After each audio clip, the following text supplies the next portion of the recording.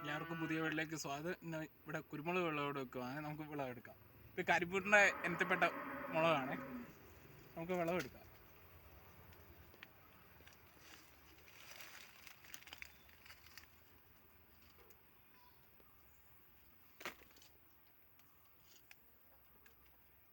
ഇത് ഉണക്ക് കൂടുതൽ കിട്ടുന്ന ഒരു 3 കിലോ ഉണ്ടെങ്കിൽ ഒരു 100 അടുത്ത ഉണക്കമുളക് കിട്ടുന്ന ഇനമാണ്. പിന്നെ ഇതിനെ സംബന്ധിച്ച് കേട് സാധ്യത കൂടുതലാണ്. അതനുസരിച്ച് മരുന്ന് നമ്മൾ ഇതിന് കൊടുക്കേണ്ടത് അത്യാവശ്യമാണ്.